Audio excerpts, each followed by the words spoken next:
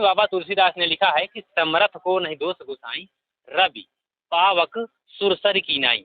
इन नदियों का, रवि यानी कि सूरज का, और अग्नि का, अग्नि के जलने से सूरज का तापमान बढ़ने में, और नदियों के से जो लोग प्रभावित होते हैं, घर उनमें कोई बह जा रहा, ढह जा रहा है, इनमें से इन लोगों का दोष नहीं दिया गया। कहा जाए कि जो समर्थवान है उसका दोष नहीं रहता है। हालांकि जो बाढ़ की समस्या आप देख रहे हैं कि जब से ही तराई क्षेत्रों में बाढ़ का पानी घुसता है, वैसे में लोगों का जो जनजीवन है वो अस्त व्यस्त हो जाता है। जो मानव त्रासदी आती है उसमें कई घर ढह जाते हैं, पशुओं की चारा की व्यवस्था, लोगों की जो दिनचर्या है, या कहा जाए कि दैनिक जीवन की वस्तुओं की समस्या हो जाती है। सबसे बड़ी समस्या होती है, समस्या तो आती हैं, सबसे बड़ी समस्या होती है यदि कोई बीमार है उसके लिए एम्बुलेंस की समस्या हो जाती है, स्कूल जाने की समस्या हो जाती है।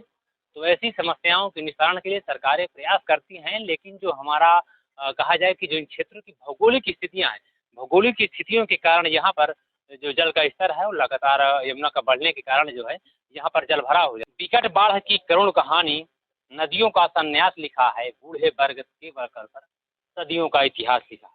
जी हाँ, नमस्कार, मेरा नाम है प्रकाश और आप देख रहे हैं बुंदेल भास्कर। इस समय मैं चित्रकूट के मऊ थाना अंतर्गत, मऊ तहसील अंतर्गत मवई कला में मौजूद हूँ। ये जो कविता है, कविता की लाइनें मशहूर कवि अदम गोंडवी की है। अदम गोंडवी की ये कविता बाढ़ की समस्या, किसानों की दुर्दशा और मानव त्रासदी को जीवंत करती है, कहा जाए कि उनके बारे में बताती है। मैं आज यहाँ पर हूँ, मेरे साथ कुछ लोग हैं जो बाढ़ से प्रभावित रहे। हालांकि जो आप स्क्रीन पर देख रहे हैं, यह मवई कला का प्राथमिक विद्यालय है, जहाँ पर बाढ़ से प्रभावित लोग इस विद्यालय पे रहे। हालांकि आज से कहा जाए कि कल शाम से सारे लोग अपने अपने घरों पर चले गए हैं। विस्थापित लोगों ने यहाँ पर 2 दिन का समय बिताया। इन 2 दिनों के बीच जो उनको समस्याएं होती हैं, या कहा जाए कि बाढ़ से जो समस्याएं उत्पन्न होती हैं, तो जानने की कोशिश करेंगे आखिर क्या क्या समस्याएं होती हैं। दादा, क्या नाम है आपका? गुलाल गुलाल नाम है। कहाँ के रहने वाले हैं? मवई कला। कितने दिन पहले बाढ़ आई थी? अरे हो गए तो साहब 4 दिन। तो घरों में पानी घुस जाता है आपके? हाँ, घरों में पानी घुसा। कहाँ रहे हो? यहाँ स्कूल में। जैसे पानी घुसा तो स्कूल में रहे हो? हाँ। जैसे स्कूल में रहते हैं आप, पूरा परिवार आ जाता है, हाँ।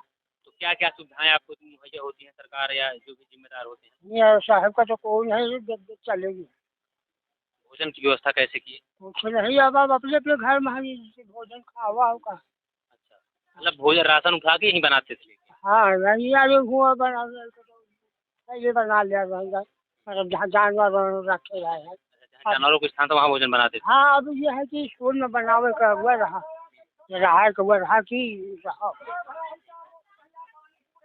एक मेरे साथ और हैं, आपका क्या नाम है?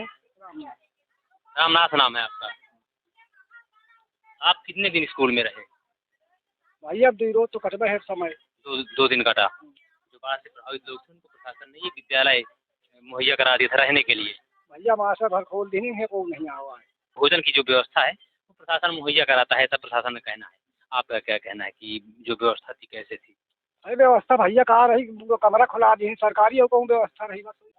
किनारे घर है हमारा, उसी में चला गया 2 दिन, दूसरे के रोड में दूसरे घर में रह दिए। लड़का बच्चा लेकर दूसरे घर में रहे। अभी क्या स्थिति है? पानी अब द्वार से निकल गया, घर से बाहर निकल गया, मतलब कम हो गया? कम हो गया है।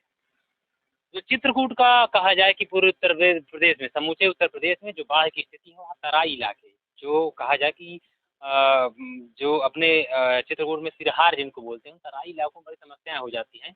लोगों के घरों में पानी घुस जाता है, और सबसे बड़ी समस्या होती है कि लोगों का जो राशन पानी होता है वो भी इस बाढ़ से भीग जाता है, और वो प्रशासन के भरोसे अपना जीवन निर्वाहन करते हैं। ऐसे में जो प्रशासन के दावे होते हैं, जो प्रशासन की व्यवस्थाएं होती हैं, वो लोग ये जो बाढ़ से प्रभावित लोग हैं, ये प्रशासन के दावों की पोल खोल रहे हैं।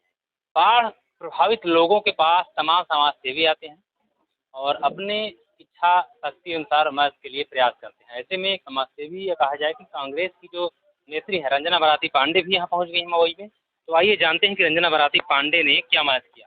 इस समय बाढ़ का प्रकोप चल रहा है, 3-4 दिन से लगातार बारिश हो रही है। मवई कला के आसपास के सारे गांव जो है बाढ़ से प्रभावित हुए हैं, और जो है हम लोग आए हैं, लोगों से मुलाकात किए हैं, उनके दुख दर्द को समझा और साझा, और जो है जो थोड़ा बहुत हम लोग से बन पड़ा हमने सहयोग किया, और जो है हम अधिकारी को सूचना देंगे। यहाँ के जो गरीब लोग हैं, परेशान हैं, उनके खाने पीने की उनकी खाने पीने की समस्या है, तो उनको जो है अधिकारियों से कह के सहयोग करवाया जाएगा। और हमारे साथ हमारे मऊ ब्लॉक के जिला अध्यक्ष, मऊ ब्लॉक के हमारे ब्लॉक अध्यक्ष अरविंद पांडे जी हैं, और जिला सचिव के शुक्ला जी हैं, और हमारे बूथ अध्यक्ष अशोक साहू जी हैं, और हमारे सारे कर्मठ साथी ईमानदार लोग सब मेहनती सारे कांग्रेसी कार्यकर्ता यहाँ पर आए हैं। हम लोग सब लोग एक साथ होके यहाँ आ जाए हैं। संजना पांडे बराती लाल जी हमारे गांव में आई, और जो आशा हमारे गांव को नहीं थी, ग्राम पंचायत मवई के अलग, कि कोई आएगा हमारे गांव और हमारे दुख को समझेगा, हमारी तकलीफ के लिए आवाज़ उठाएगा, ऐसा कोई नहीं सोचा। लेकिन हमारे गांव में ग्राम पंचायत मवई कला में श्रीमती रंजना पांडे बराती लाल जी आए और हमारे गरीबों के दुख दर्द को समझा और उनको खाने पीने की व्यवस्था की।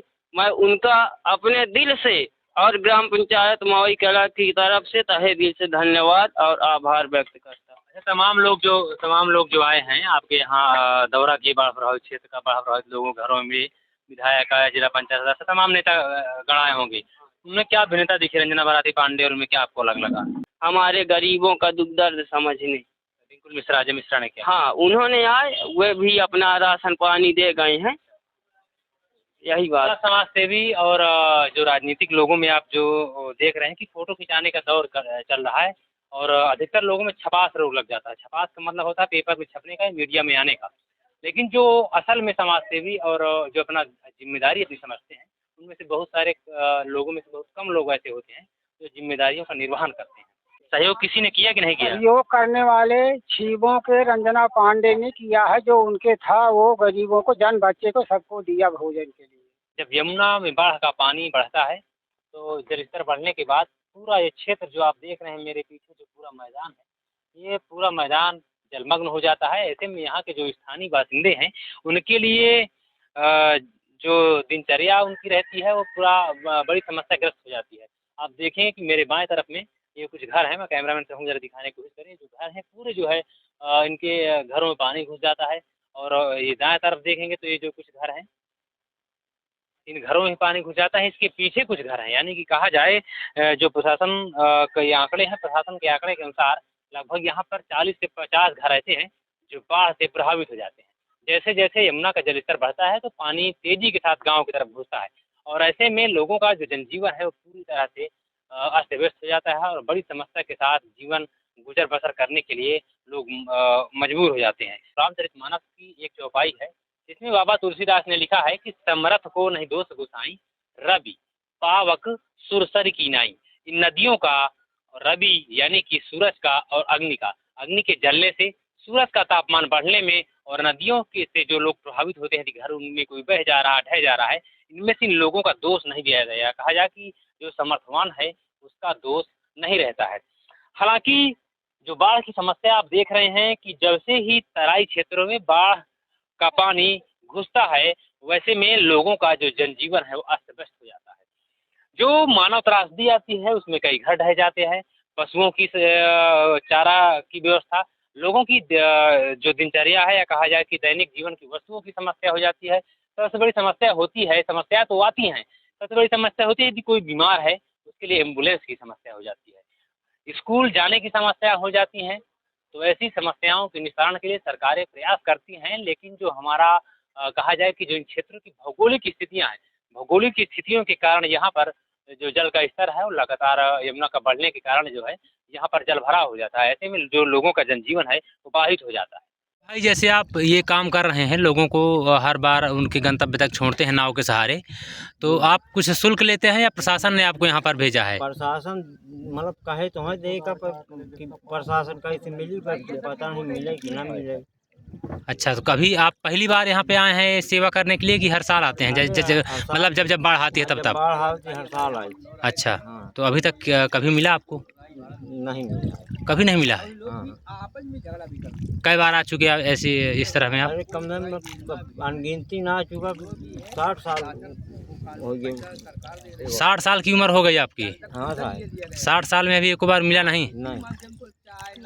तो किस भरोसे पे आप आते हैं हर बार जैसे यहाँ आते हैं? साहब रहना पास ये मौई में। हाँ। तो बुलावा से उनका सेवा कर आई थी।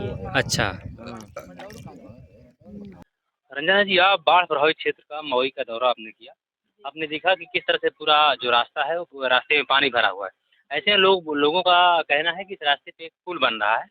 पुल इतना ऊंचा नहीं था जिससे लोगों का आवागमन जारी रह सके। कहा जाए कि पुल अभी अधूरा है, ऐसे में पुल भी डूब गया। तो पुल बनने से बाढ़ प्रभावित क्षेत्रों को कोई फायदा नहीं हो रहा है, इसमें आपका क्या कहना है? देखिए, पुल का निर्माण काम चल रहा था और जैसे कि ये बाढ़ आ गई है, देख सकते हैं कैसे नाव चल रही है और पुल का जो है नाम निशान तक नहीं है, कोई उसकी मतलब एक खंभा तक नहीं दिख रहा है। तो मैं कहूँगा कि जरा उस पुल को दिखाने की कोशिश करें जहाँ ये लड़का नहा रहा है। इस लड़के के पास ही जैसे नहा रहा है इसी रास्ते पे जो है पुल बन रहा है और पुल पूरी तरह से डूब चुका है। इतना पुल का जो ऊंचाई है इतनी कम है कि ये छोटी सी ही कहा जाए कि बाढ़ में पुल पूरी तरह से डूब चुका है। क्या होना चाहिए? बस यही हमारी मतलब प्रशासन से हमारी यही मांग है कि अगर पुल का निर्माण काम चल रहा है, पुल बनवाया जा रहा है तो थोड़ा ऊंचाई में बनवाया जाए। देखिए, इतनी बाढ़ में ही पुल का नामो निशान नहीं दिख रहा है। यहाँ देखिए नाव चल रही है, लोगों को आने जाने की समस्या है। बाढ़ मतलब अब तो थोड़ा कह रहे हैं, यहाँ गांव के लोग कह रहे हैं कि सीमट थोड़ा थोड़ा कम हो गई है, फिर भी वो पुल का नाम निशान नहीं दिख रहा है। तो अब हमारी प्रशासन से मांग है कि अगर पुल बन ही रहा थोड़ा और ऊंचाई से पुल का काम। आप महिला हैं, सबसे बड़ी समस्या महिलाओं को क्या होती होगी इन क्षेत्रों में, ऐसे क्षेत्रों में? अब देखिए, महिलाओं को तो तमाम समस्या हो जाती है। जैसे जैसे ये बाढ़ है, महिला कहीं डिलीवरी का केस होना है तो आने जाने में समस्या है। कहीं महिलाओं के बच्चों को बुखार है, कोई सीरियस हो जाता है। तमाम बहुत सारी महिलाएं की समस्या होती हैं जिनमें। मेरे पीछे एक छोटी सी आप बोट देख रहे हैं कि किस तरह से लोग उसमें सवार होकर के, मैं कहूँगा कैमरामैन जरा पास से दिखाने की कोशिश करें कि इस बोट में बहुत सारी महिलाएं हैं, लड़कियां हैं, लड़के हैं जो स्कूल से आ रहे हैं और ये नाव ही उनका सहारा है। किस तरह से साइकिलें जो उनमें लादी गई हैं और एक छोटी सी बोट के सहारे कोई आता है। हालांकि यहाँ बड़ी बोटें भी चल रही हैं, प्रशासन ने कुछ बड़ी बोटें लगा रखी हैं। तो आप देख रहे हैं किस तरह से जो जनजीवन है, अपने लोगों का जो दिनचर्या है उसको कहा जाए कि जो ज़रूरती सामान है उसको लाने के लिए, कहा जाए कि ज़रूरती सामान को लेने के लिए लोगों को किस तरह से नाव की यात्रा करनी पड़ रही है। वो बाजार जाते हैं इन छोटी सी बोटों में और कहा जाए कि ना तो कोई इनके पास सुरक्षा के लिए कोई लाइफ जैकेट है या अन्य चीज़ें हैं। हालांकि लोग अपनी जान जोखिम में डाल करके अपनी जो दिनचर्या की वस्तुएं हैं उनको लेने के लिए बाजार तक पहुंचते हैं।